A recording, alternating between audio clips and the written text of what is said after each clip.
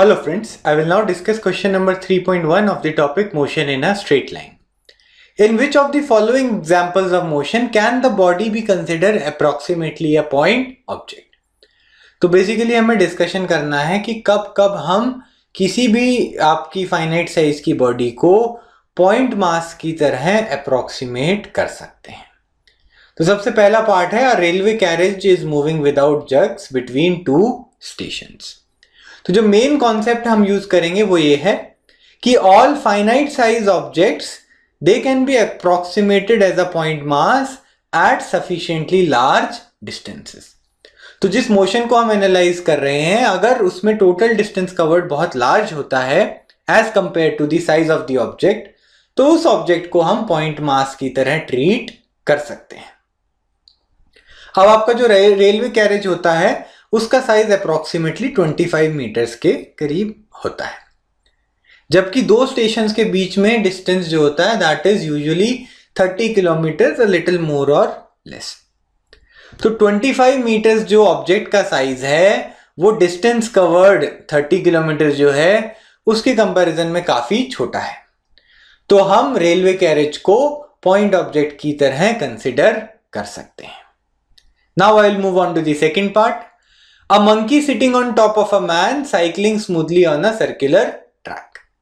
अब एक जो सर्कुलर ट्रैक है जिसपे मैन साइकिल कर रहा है that is of course very large.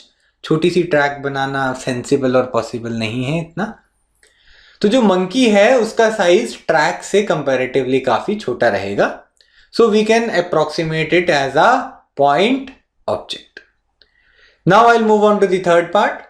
A spinning cricket ball that turns sharply on hitting the ground. तो आपकी जो क्रिकेट की बॉल होती है उसका size usually 3-4 inches in diameter होता है, और जब वो ग्राउंड पे स्ट्राइक करके टर्न होती है, जब हम बॉल को स्पिन कराते हैं, तो जो डिविएशन होता है टर्न स्ट्राइक करने के बाद दैट इज हार्डली 5-6 इंचेस। आपका 1-2 इंच से लेके 5-6 इंचेस तक ही उसका डिविएशन होता है। तो बॉल के साइज के कंपैरिजन में जो डिविएशन हो रहा है वो कंपैरेबल है, it is similar in size. तो हम स्पिनिंग क्रिकेट बॉल को पॉइंट ऑब्जेक्ट की तरह ट्रीट नहीं कर सकते हैं जब मैं एनालिसिस कर रहा हूं कि बॉल ग्राउंड पे स्ट्राइक करके डिविएट हो रही है, टर्न कर रही है। So it can not be considered as a point object. Now I will move on to the last part. A tumbling beaker that has slipped off the edge of a table. अब आपकी जो table होती है usually in general around 1 metre height होती है table की, और tumbling beaker जो है that is also around 10 to 12 inches हम अप्रोक्सीमेटली मान सकते हैं किसी बीकर को। बड़ा भी हो सकता है, थोड़ा छोटा भी हो सकता है।